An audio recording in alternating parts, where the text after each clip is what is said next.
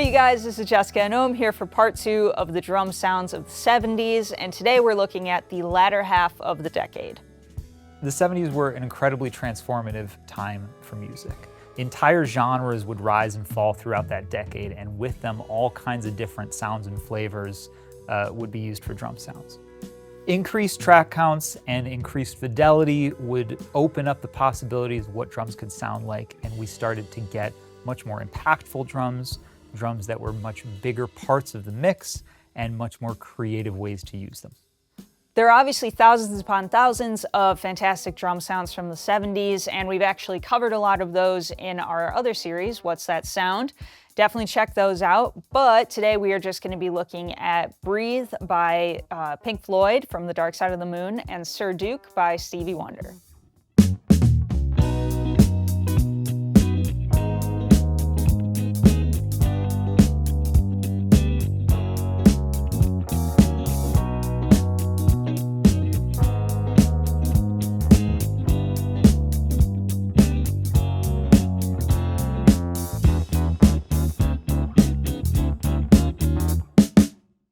Even though this is part 2 of our series, technically Breathe in the Air was recorded in '73. Like the album Dark Side of the Moon and like the band as a whole, the drum sounds on this were way ahead of their time and were more akin to the latter half of the decade than the first half.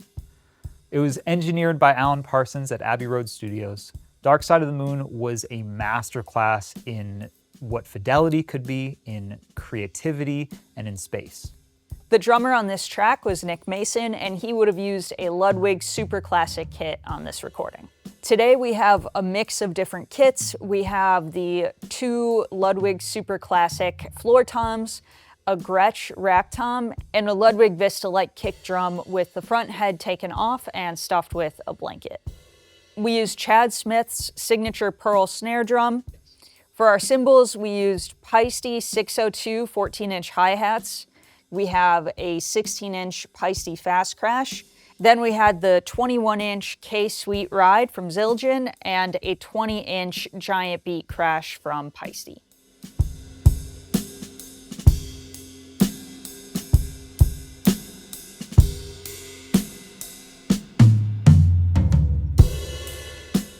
For Pink Floyd, even though technically it was early 70s, it's 73, it feels like 79. The way that they're processing stuff, and it's just creative choices. It's not technological choices. It's just the way that they imagine this stuff just feels like it's from later in the decade. The result is that they're taking some of the elements that people are heading towards and not quite using some of the newer technological advances with them. So even though people were starting to rely on overheads less and they were starting to use more direct mics, Pink Floyd was using a ton of the overheads still, right? The overheads were still a huge part of the sound. However, they were no longer looking for those overheads to feel natural. And so they were starting to get very supernatural with the imaging on this stuff. If you listen to this recording, the snare drum does not at all sound like it is in the center of the mix. It is all around you. It almost feels like this 360-degree snare drum that like you're inside of the drum. And that is coming from phase cancellation, essentially, right? It's coming from the 2 overhead mics not having a perfect phase relationship on that snare. Now, that is something that people are very touchy about now. Obviously, everyone is really into making sure that everything's perfectly in phase and everything is perfectly hitting the 2 mics at the same time and things like that. At the time, they were just experimenting, and the sound of having these overheads super wide, even though, yes, technically, if they sum them to mono, you'll lose a little bit of impact on the snare, even though there is some feelings of technical imperfection going system to system, going to different arrays of speakers, it might sound different. Yes, all of that stuff is true, but God, does it sound super cool to have the snare feel like it is so all-encompassing. Because most of the sound is coming from the overheads, it means we're back in the camp where the drummer has to really balance themselves perfectly. There's no balancing it through the direct mics. it is mostly the overheads that are going to create the sound of this. And so Nick Mason is both balancing himself beautifully, the relationship between the cymbals and the snare drums. What he is playing is exactly what he wants to hear, but also he's playing super, super quiet. He's just barely touching everything. And what that means is we can crank up our preamps and we can get this huge amount of detail in this really quiet sound because he's playing quietly but with so much control.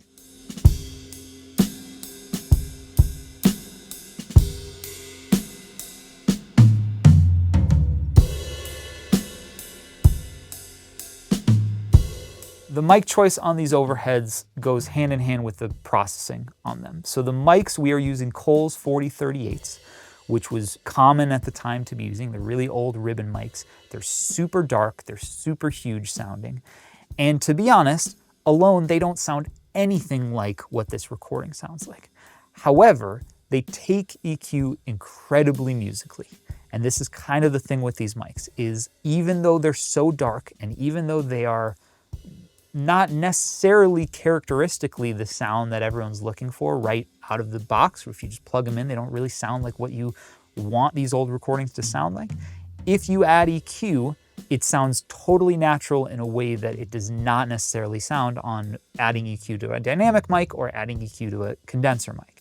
And so we have our Coles as overheads, we are adding easily 15 to 20 decibels of high end to these things. We're doing it through a series of plugins. We're doing it with the RS-127, which is a one knob EQ from Abbey Road. We are doing it with our Neve 1073 plugin, which is we're using to add a bit of high end. We're also scooping a bit of mids. And we are also, as usual, using our UAD tape emulation. So the other mics, even though we're not using them immensely, we are still using them. So on the kick drum, we have a D12.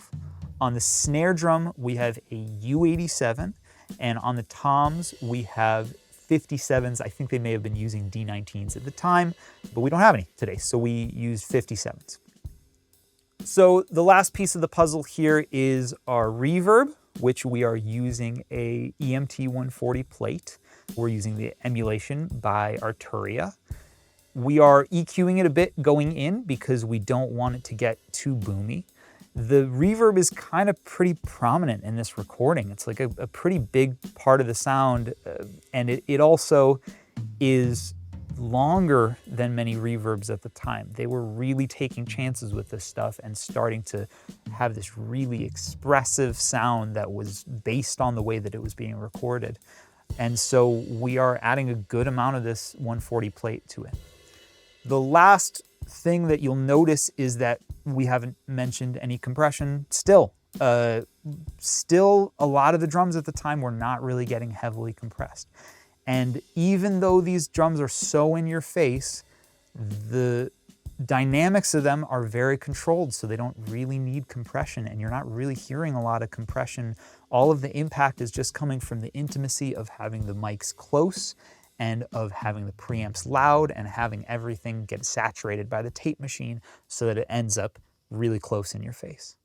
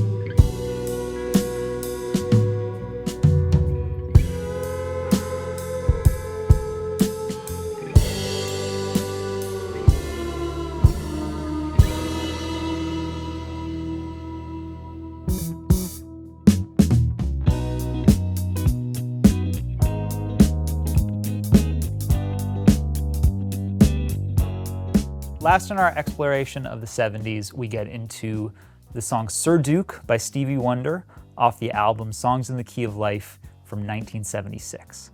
This drum sound is kind of reaching an apex of what drums can sound like in the 70s. The stereo is super, super wide. Everything is really hi-fi feeling. It feels almost like it was produced in modern times, but it was the first of getting to those levels of fidelity for the time. So the drum sounds that we get to in this song are not far off from ones you could expect from soul, R&B, or even disco from that time. Raymond Pounds was the drummer on this track, and it was recorded at the record plant in New York City. For this, the drums were tightened up considerably and heavily muffled. We used the Ludwig Vistalite kick drum with no front head and stuffed with a blanket. We had our Gretsch toms on the kit, and then Chad Smith's signature pearl snare, as well as Paiste 602 hi-hats and a K-Dark crash cymbal.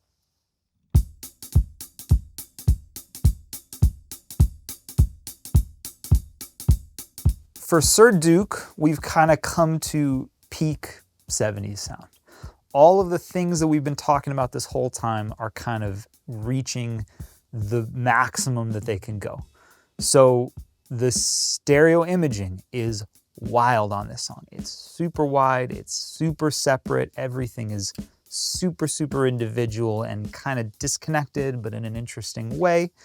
The high end is getting super, super hi-fi. You listen to Sir Duke and it almost sounds like it could have come out now. Like there's elements of it, obviously, that feel 70s, but there's also elements of it that feel like they could have been recorded in the 80s or the 90s or the 2000s even. There's a glossiness to this overall record and also to this drum sound that just was not happening that much before this time. So much of that was high-end. So much of that was just them cranking these tube EQs and these tube pre's to the absolute limits of what they could produce before they got harsh, and really accentuating the extreme highs of these cymbals and of the sizzle of the snare drum. Just overall a super high-end glossy sound. For the overheads, we're using the Mic Shop U47 clones, which are still incredibly full-bodied microphones. We did a terrifying thing on this, which is we brought them super, super low and almost like they are tom mics, almost. They're sitting like directly over the toms and they are at angles, so they're facing kind of away from each other. So we're using the null points of the microphones to get rid of the right side information on the left side and get rid of the left side information on the right side. The left overhead is mostly hi-hat information. It does not have a lot of floor tom. The right overhead is mostly floor tom information. There's not a lot of hi-hat. Because of this, it makes this really larger than life sound. It does not feel the way that drums sound when you sit in front of them. It feels like a highly stylized version of that, but it's huge. It's super wide. It's super big. Because it's so wide, it also means that the tonality of the cymbals is a much more malleable thing. It's not inherently connected to the snare drum because we're going to bring in a direct mic, right? The snare drum sound in the overheads is completely wild because the overheads are really low and they're also like kind of facing away from the snare drum. So there's not a huge impact on the snare drum sound from the overheads themselves, but we're going to have a direct mic on the snare. This means we can thin out the overheads, we can add a ton of high end, we can do all this stuff that if they were the entire drum sound, we wouldn't be able to do it quite as easily.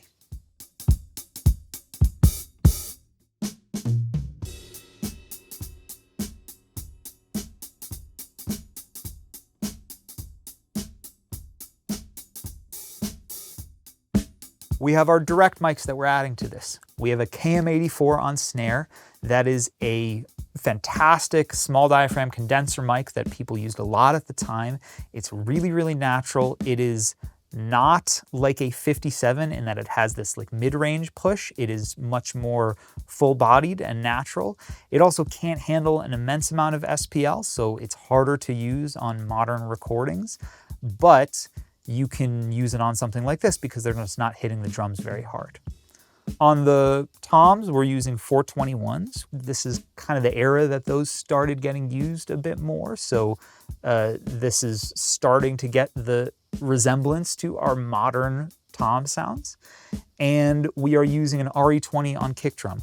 Our front head is off. We have put the RE20 inside the kick drum, and we're getting no longer this natural sound. We're going for low end. We're going for impact. We're going for punch. We're going for these things that don't totally happen naturally just in the room. We are making a supernatural version of them and kind of stylizing things in the way that records are starting to sound. The last piece of this puzzle is something that's relatively new to be used regularly, which is compression. We are starting to get less and less of the impact just from the way the drums are being hit, the way that they are hitting the tape machine. We are starting to add things to accentuate that. We're doing this in a pretty simple way currently. We are just taking all of the mics, the whole drum set, and we are running them through a pair of 1176s. We're using the plug-in version of this, the UAD, and we are just giving it a little lick. We're just going maybe 2 decibels of compression. We have a pretty fast release time, so we're not taking too much of the length out of these drums. With a faster release, it kind of keeps the length of the drum. And our attack time is as long as it will go. So we're really trying to make a very pronounced punch on this kick and snare. And the result is this larger than life sound that is starting to feel like what modern drums sound like. The sound of a kick drum going through compression and having the shape of the attack of that kick drum be shaped by compression, that is almost every single kick drum that we hear in modern recording is that. And these are the very early versions of that.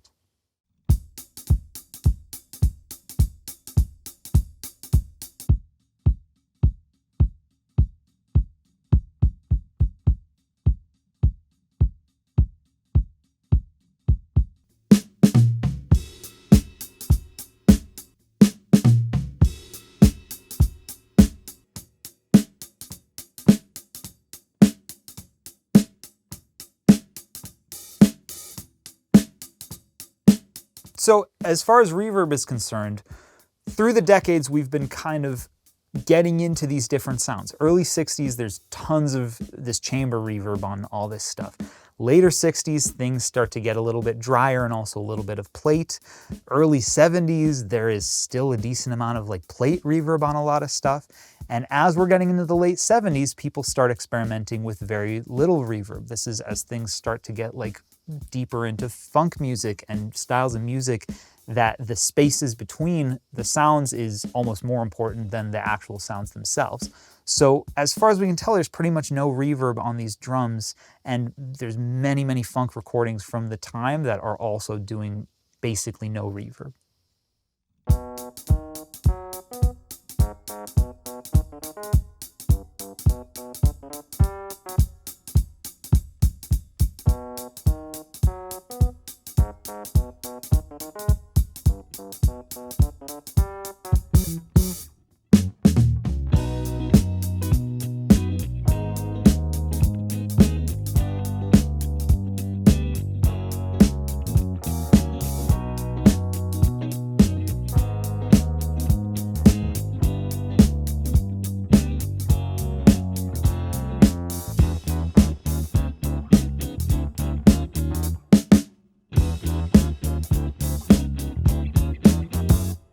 So those were just a few examples of drums in the 1970s. By the end of the decade, drums had really reached an apex as far as fidelity and quality and separation. And things like David Bowie's Low was starting to come out, which were giving us these views into what the next decade was going to look like. By the late 1970s and especially the 80s, drums were making a huge transformation. So tune into the next episode. We're going to talk all about it. We're Noam and Jessica, and we'll see you next time.